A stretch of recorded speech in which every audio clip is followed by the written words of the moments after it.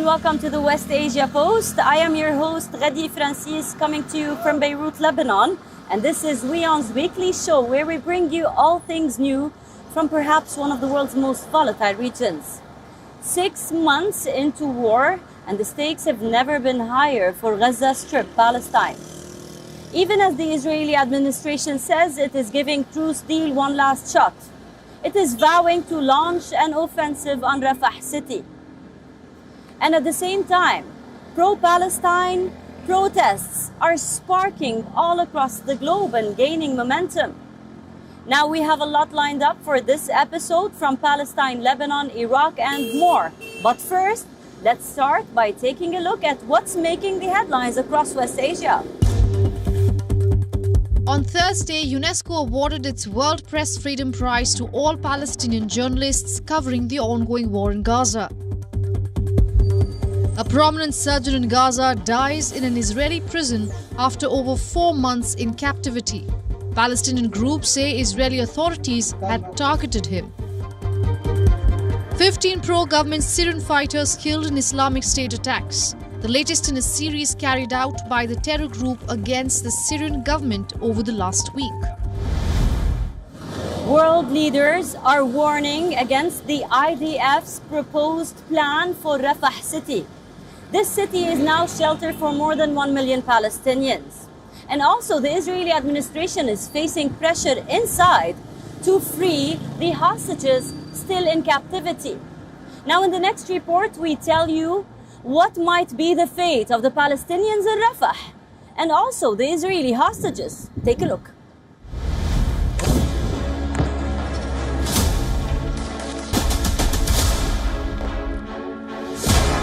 The stakes have never been higher.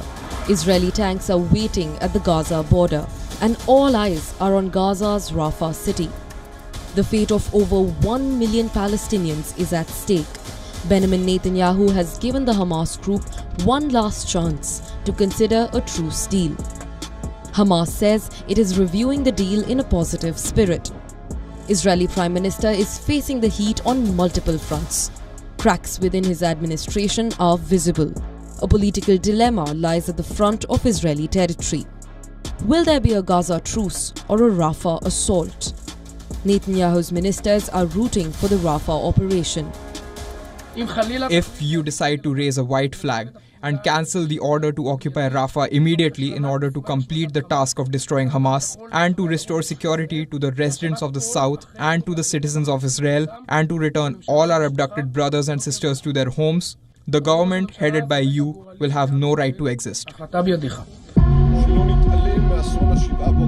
However, Israeli War Cabinet Minister Benny Gantz thinks that freeing the hostages should take precedence over an assault on Rafah.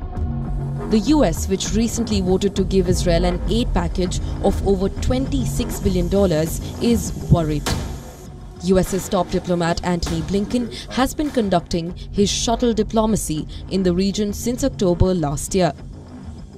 On his 7th trip to Israel, Blinken warned that the US still opposes IDF's plan for a ground offensive on Rafah. On Rafah itself, look, our position is clear. It hasn't changed. It won't change. We will not support a major military operation in Rafah absent an effective plan to make sure that civilians are not harmed. And no, we've not seen such a plan. A possible ICC arrest warrant against Israeli ministers has also impacted the Israeli administration. The Israeli Prime Minister has called this development a move to paralyze Israelis to defend themselves. Yet now, the International Court is trying to put Israel in the dock. It's trying to put us in the dock as we defend ourselves against genocidal terrorists and regimes, Iran of course, that openly works to destroy the one and only Jewish state. Branding Israel's leaders and soldiers as war criminals will pour jet fuel on the fires of anti-Semitism. Iran, on the other hand, has asked Arab nations to increase pressure on Israelis for a ceasefire.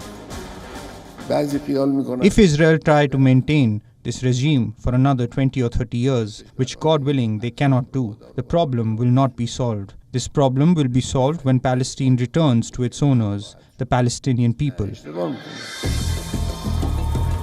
At this point, not only people in West Asia but also student protesters across the globe are calling for a ceasefire. At US's Columbia University, students have occupied the Hamilton Hall as a sign of protest. Students have occupied the building at pivotal moments in American history. On Tuesday, the students renamed the building as Heinz Hall in honor of 6-year-old Hind Rajab, who was killed alongside her family by Israeli forces in Gaza. Tensions between the administration and students over anti-war protests reached a point where police marched into the campus. I'm not scared. I feel that we're witnessing a moment in history, and I'm actually grateful that I'm at Columbia at this moment and at a time when we can report and experience that. US President Joe Biden broke his silence on the raging protests. Taking a neutral stand, Biden said that freedom of speech is respected in the country, but it does not change Washington's West Asia policy. There should be no place on any campus, no place in America for anti-Semitism or threats of violence against Jewish students. There is no place for hate speech or violence of any kind, whether it's anti-Semitism, Islamophobia, or discrimination against Arab Americans or Palestinian Americans. It's simply wrong. Now to Lebanon, the country I'm currently standing in. Israeli forces and Lebanon's Hezbollah group have stepped up their cross-border fire. Last Tuesday, Hezbollah launched its deepest attack on IDF military bases. It was accompanied by a cyber attack, a failure in the Iron Dome, and several missiles. Sirens took off in all of the northern territory. And on the other hand, Israeli forces say that their fire killed 2 Hezbollah militants. Now, world leaders are worried about this escalation. Would Lebanon fall into a full-scale war? Our next report tells you more.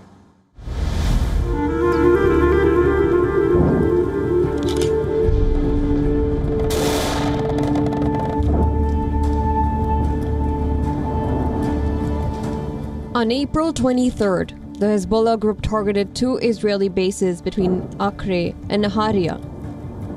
It was retaliating against an Israeli attack that killed one of its fighters.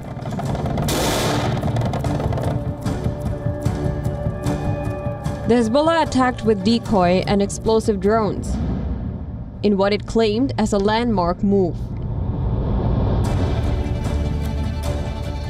The attack set off sirens in the northern part of Israeli territory.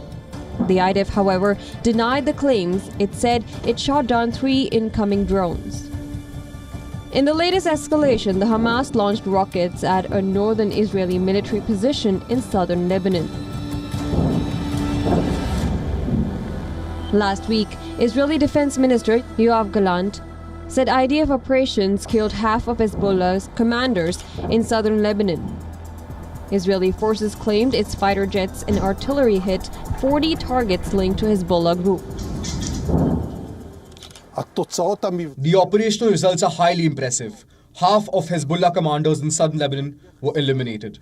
These are the people who were in charge of the offensive operation of the will to harm the citizens of Israel. Since October 7th, Hezbollah and the Israeli army have been exchanging fire on a daily basis. If you want to do anything with Hezbollah in Lebanon, there's gonna be there's gonna be a war, I don't know, in a year, in 2 years, there's gonna be something with Hezbollah. So I think we should end it now. Recent tensions prompted French Foreign Minister Stéphane Séjourne's visit to Beirut. Paris wants to maintain its momentum and halt attacks on both ends. Currently, France has 700 troops in southern Lebanon, which is a part of the United Nations peacekeeping force. Nous refusons le scénario du pire. We refuse the worst-case scenario in Lebanon, the war, which is already there, even if not mentioned. It is the civilian population who is paying the price. No one has any interest in Israel and Hezbollah pursuing this escalation. Hezbollah has maintained its position for the past 6 months. It says that the cross-border relation will continue unless there is a ceasefire in Gaza, in a show of support to Palestinians in war-torn enclave. Hundreds of students gathered at university campuses in Lebanon. Students at the American University of Beirut declared that it was worth risking their degrees to support the Palestinian cause. Of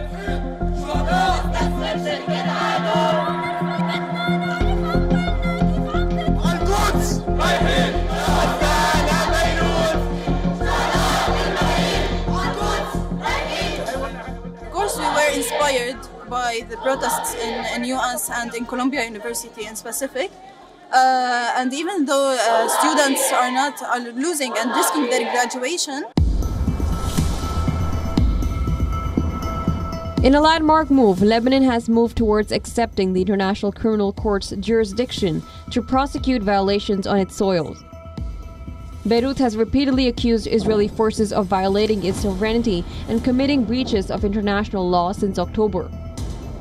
Cross-border shelling has killed at least 70 civilians, including children, rescue workers, and journalists.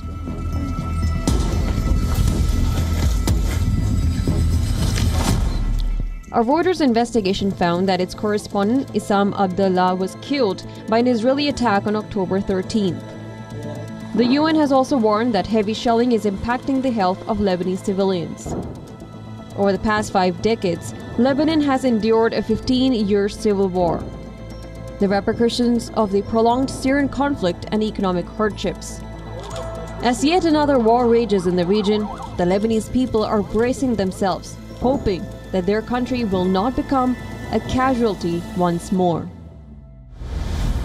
With that, it is now time for a short break. We have a lot more lined up for you. We will be back in minutes. Stay tuned.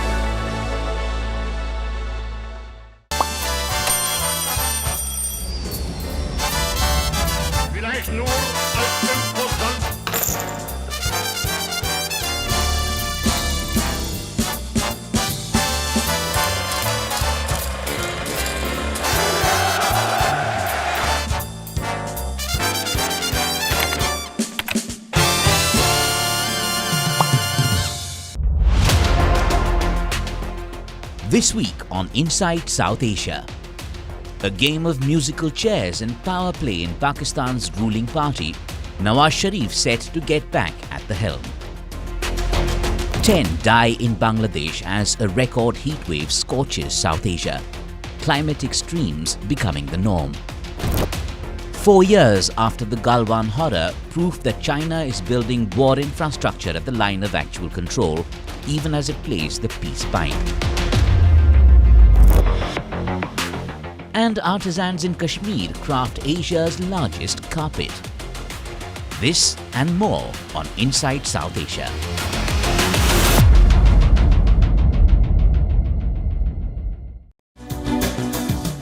Welcome back. You are watching the West Asia Post and I am Ghadi Francis. And now to Iraq, where Ghufran Mahdi Sawadi, notoriously known as Fahd, a social media influencer, was assassinated in her car. Now, this is the third murder of such a social media influencer is killed in this country. Now, this has raised attention one more time to the country's conservative and strict laws. For example, A very strict anti-LGBTQ law was passed in the Iraqi parliament recently with little notice. The next report tells you more. 46 seconds was all it took to snuff out a life. A helmeted assassin pulled over his motorbike and fired his shotgun 4 times, killing Fahad, one of Iraq's prominent TikTok personalities. The security footage of the murder in front of a Baghdad home did not reveal the killer's identity or the motive behind the murder. The Iraqi government has said a committee will probe Fahad's death. But her brother, Amir Mehdi, has little faith the killer will be caught. He says no official has contacted him yet, and his sister's murder will just become another statistic. On social media, Ghufran Mehdi Sawadi has many followers, but the government and the Iraqi clergy were shocked by her videos. At one point, she was sentenced to a 90-day arrest for a video. It showed her dancing at her 6-year-old son's birthday party. Human rights groups are worried by the rise in these kind of killings. They call them an outcome of rebellion against Iraqi government's conservative rules. In the latest example of curtailing public behavior, the Iraqi parliament enacted a law that criminalizes same-sex relationships. Homosexuality has always been a taboo subject in Iraqi society, but no law categorically criminalized the LGBTQ+ community. The country's anti-prostitution law was amended to enact the anti-gay law. It penalizes same-sex relations with 10 to 15 years in prison. The law also punishes the transgender community by making gender-affirming procedures and surgeries illegal. Doctors and patients taking part in such medical procedures can be jailed up to 3 years. The law also bans organizations that promote what they call sexual deviancy. They can be jailed up to 7 years or fined over $7,500. Iraq's parliament speaker said the vote was needed to protect the value structure of the society and protect children from moral deprivation and homosexuality. The Iraqi leadership claims the law is a preventive measure from Western influences. The US has reacted to the law, saying it hampers free speech and expression in Iraq and threatens those most at risk in Iraqi society. UK Foreign Secretary David Cameron called the law worrying and dangerous, while the United Nations said the law should be shelved. Now let's go to another country in West Asia, Yemen. If you haven't been hearing about this country because of its more than 8 years of war, you must have heard about it in the recent Gaza war. Yemen's Houthi rebels have been in solidarity in their own way with Gaza.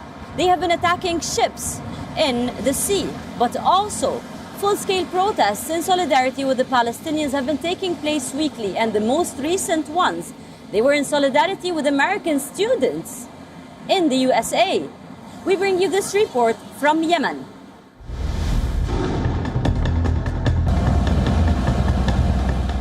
Across the world, the Israel-Hamas war is forging a solidarity with Gazans. The relentless Israeli onslaught on the people residing in the enclave is fueling pro-Palestine protests in many countries.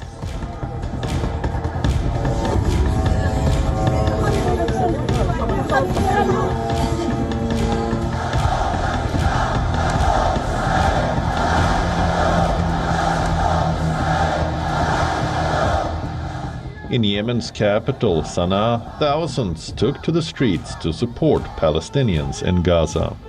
Holding Yemeni and Palestinian flags, they chanted slogans in solidarity with the Gazans.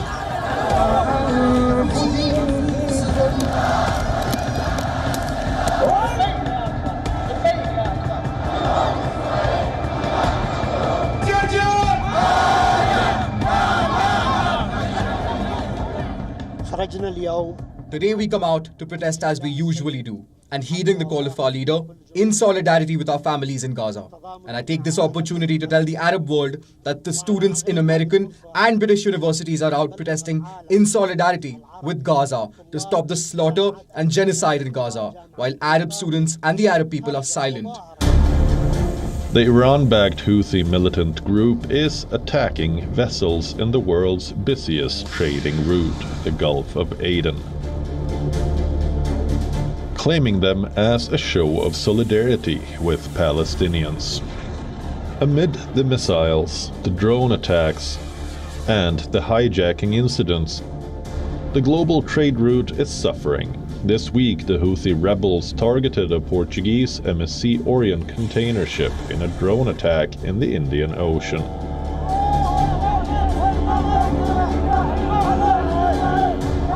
The attack on the MSC Orion took place 600 kilometers off the coast of Yemen. The MSC Orion is associated with the London-based Zodiac Maritime, which is part of Israeli billionaire Eyal Ofer's Zodiac Group. Along with MSC Orion, the Houthis also targeted 2 U.S. destroyers and the vessel Cyclades in the Red Sea.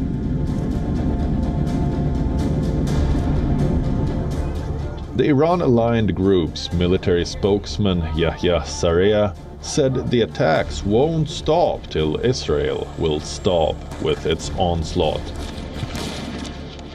The Yemeni armed forces, with Allah's help and with the support and backing of our great Yemeni people and all free people of our nation, will continue to carry out their military operations in support of the oppressed Palestinian people and in defense of beloved Yemen. These operations will not stop unless the siege is lifted and the aggression against the Palestinian people in the Gaza Strip is stopped. The attack raised questions about the Houthis' capability to carry out an assault hundreds of kilometers from the shores of Yemen on a moving target. The Red Sea, Gulf of Aden, and the narrow Bab el-Mandeb Strait that links the 2 waterways vital to global trade have been the main targets of the attack. Unlike the location of the MSC Orion attack, they are near Yemen's coastline. Houthis are not known to possess an expeditionary naval fleet, nor do they have access to satellites or advanced technology for piloting long-range drones. Experts have assessed that Iran is helping the group with supplies, and Iran also regularly operates military vessels in the Arabian Sea. Iran has the ability to strike at long distances. According to the U.S. Maritime Administration, the Houthis have launched over 50 attacks on shipping, seized 1 vessel and sunk another since November. The Houthis' attack in the Gulf of Aden has disrupted the major trade route. The Red Sea is a transit route from the Mediterranean Sea to the Arabian Sea via the Suez Canal, and ships traveling between Europe and Asia pass through it. 12% of global trade goes via the Bab el-Mandeb Red Sea corridor. Due to this, freight rates are increasing as shipping vessels are avoiding this route and taking longer ones. The rise in oil prices could only add to the inflationary problems for the world economies. And now to another part of West Asia, the Arabian Gulf. Dubai and Saudi are all about competition in terms of majestic infrastructure and grandeur and aviation and tourism plans. In the recent, after Dubai has announced a major aviation plan, the biggest airport in the world, this might have stepped up the game of Riyadh as an air hub. Our next report tells you more.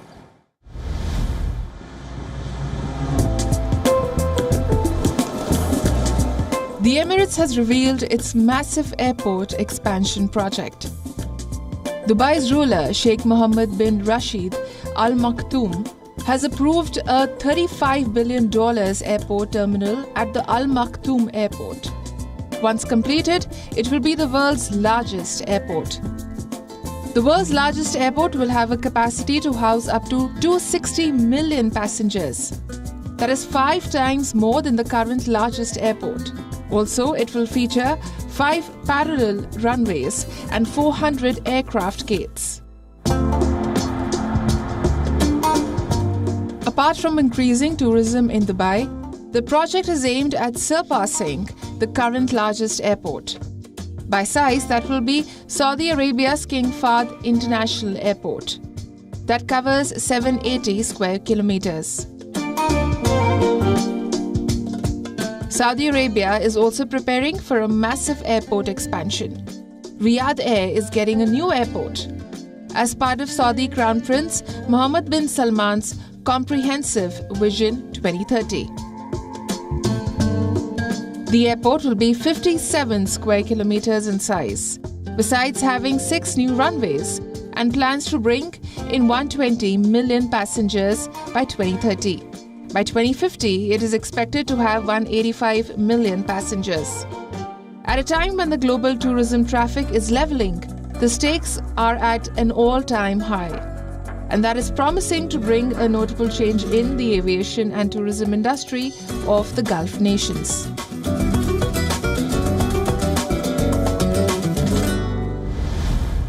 That's a wrap, and that's all we have for you on this episode of the West Asia Post. We will be back next week with a brand new lineup, always bringing you news, updates, and ground reports from the world's most volatile region.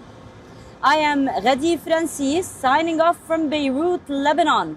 For more global news, keep on watching WION. World is One.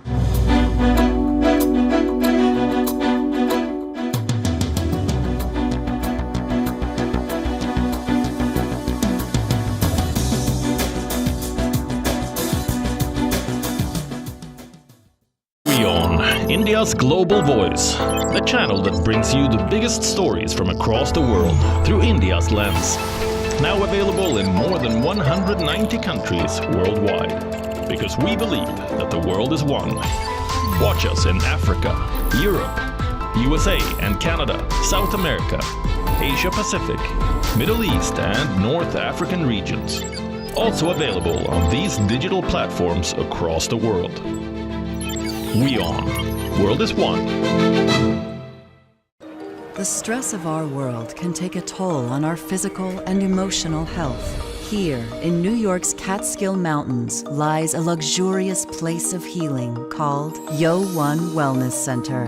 The WION Wellness Center provides 500,000 square feet of natural methods to manage diabetes, hypertension, chronic pain, obesity, depression, anxiety, and other conditions. We use the traditions of centuries-old natural science from India, yoga, Ayurveda, acupuncture, and naturopathy in personalized programs that help you take charge of your own health. A minimum 5-day stay is recommended for best results. Book now at yo1.com. This week on Take It Out, we tell you about a TikTok school. Find out how AI models can help fashion brands promote diversity and inclusion. And we bring you a wrap of all the